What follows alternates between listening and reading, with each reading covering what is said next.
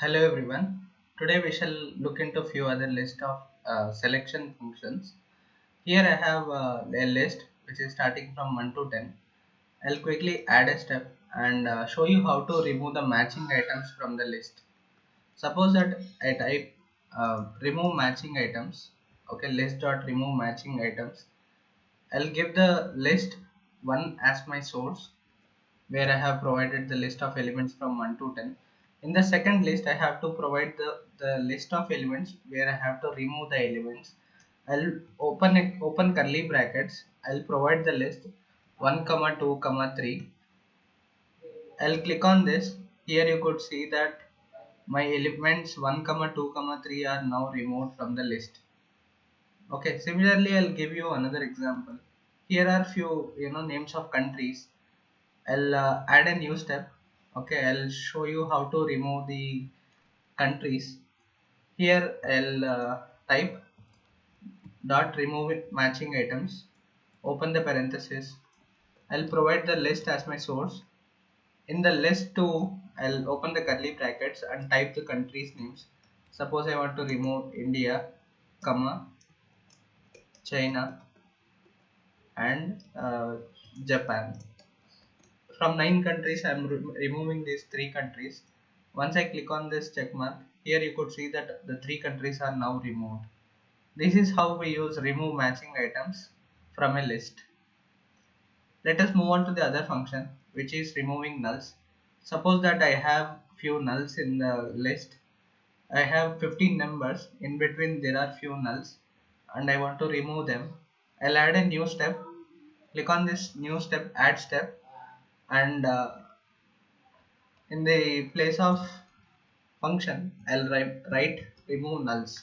As you type remove dot list dot remove nulls, open the parenthesis and provide the source name.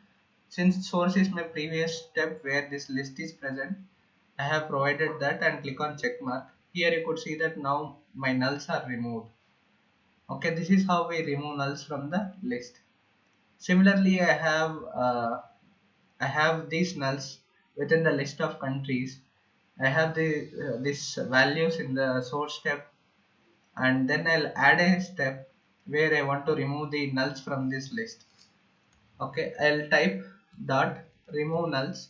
Okay, list dot remove nulls, where I'll open the parenthesis, provide the previous step which is my source where I have the list of nulls along with the countries. I'll click OK. Here you could see that my nulls are removed using the function list.removeNulls. These are like two examples of remove nulls. I'll quickly move on to the other function, which is reverse. I have a list of numbers which are from 1 to 10. Okay, I'll add a step. Suppose that I want to reverse the list. I'll type dot reverse. Okay, list dot reverse is my function. I'll type source, which is my previous step, the list which is present. I'll click OK. Here I'll check it. Here you could see that my list has been now reversed. Earlier it is from 1 to 10, now it is from 10 to 1. We can do the same with respect to categorical data also. Here I'll add a step. Okay, I'll write list.reverse, open the parenthesis. I'll provide the source as my list and then check on it. Here you could see that my list has been reversed. Earlier it is from India to Africa, now it is from Africa to India. This is how list.reverse is useful to reverse the list. Let us move on to the other function, which is list.split. These are my list of numbers from 1 to 20. Suppose that I want to make two numbers into separate list. What I would do is I'll add a step. Okay, there is a function called list.split. Using list.split, we can make a particular list into different separate list containing the number range of numbers. Suppose that I provide my source, okay, which is my list from 1 to 20. I have to provide the page size as number. Suppose that I want to include every two numbers in one particular list, I'll type 2. Click on this. Here you could see that there are 10 lists formed. Here I have each list consists of two numbers. Okay, those 20 numbers are now tagged into 10 lists. Okay, in the last list here you could see that my numbers are 19 and 20. This is how you split one particular list into several lists. Similarly, we could do the same for alphabets also. Here I have alphabets from A to Z. Okay, I'll create a new step. Suppose that I want to split using three alphabets. Okay, I'll provide my source as first parameter. In the page size, suppose that I'll type 3 and click OK. Here you could see that there are 9 lists formed. So here you could see that A, B, C, D, E, F, and similarly at the end you have this Y, Z. Okay, since there is no alphabet after Z, it will be only two alphabets in the last list. This is how list.split is useful by splitting the list into several separate lists. For this video, we shall finally look into this transform function, where it transforms the range of values into the required output. Here we have list of values from 1 to 10. I'll add a step. Okay. In this step, suppose that I want to transform. I'll type dot transform. Here you could see that list.transform is a function. I'll open the parenthesis. Here I have to provide the list. I'll provide source.